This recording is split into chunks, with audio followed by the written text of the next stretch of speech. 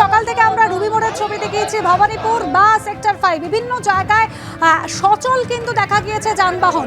শ্যামবাজার পাঁচমাথার মোড় অন্যতম ব্যস্ত এই জায়গা। সকাল থেকে কি ছবি? মাসকট স্পিন কন্ট্রোল ল্যাবের পরীক্ষায় এটি প্রমাণিত। কেয়াসেট আলোপেক্স পেন্টা অ্যাক্টিভ নতুন চুল গজাতে সাহায্য করে, চুল পড়া বন্ধ করে। Keya Seth Alopex penta active 10 hair fall প্রবলেমের একমাত্র সলিউশন।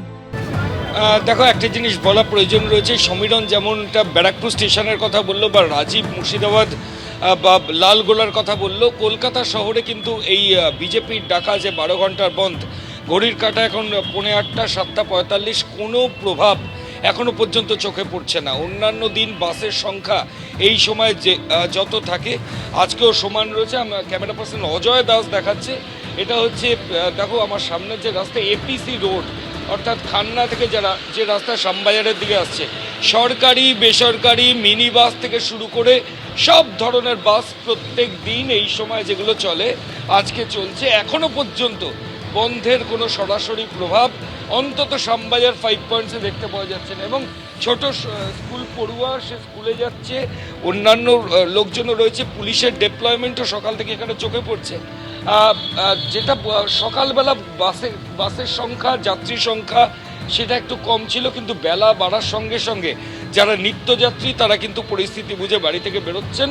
এবং অপ্রীতিকর পরিস্থিতি এড়ানোর জন্য পুলিশ আধিকারিকরা আছেন যে কোথাও কোনো অবরোধ বা কিছু হলে সেটা সামাল দেওয়ার।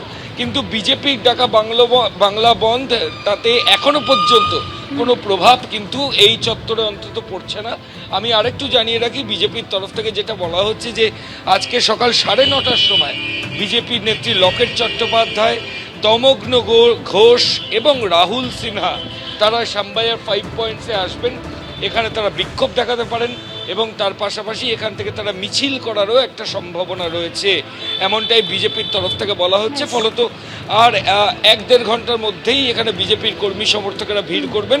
ইতিমধ্যেই পুলিশি নজরদারি বা পুলিশের তৎপরতা, সেই ছবিটাও কিন্তু শ্যামবাজার পাঁচমাথার মোড়ে ধরা পড়ছে। সব মিলিয়ে আজকে তৃণমূল কংগ্রেসে 28শে আগস্ট রয়েছে, তৃণমূল ছাত্র পরিষদের তারাও এখান থেকে ইতিমধ্যেই যাওয়া শুরু করবেন।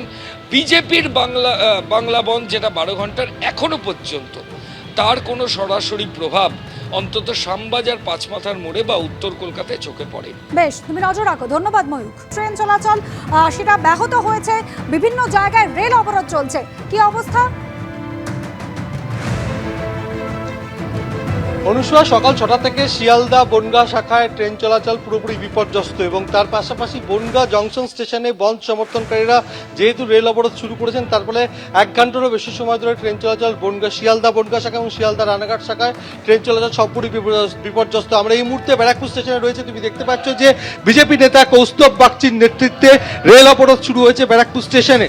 যেহেতু আজকে 12 ঘন্টার বাংলা বন্ধ রাখা হয়েছে এবং ব্যারাকপুর স্টেশনে এতক্ষণ পর্যন্ত ট্রেন চলাচল স্বাভাবিক ছিল, আমরা এই মুহূর্তে দেখতে পাচ্ছি যে 1 নম্বর লাইনে বিজেপি নেতা কৌস্তব বাগচি তিনি রেল অবরোধ শুরু করেছেন।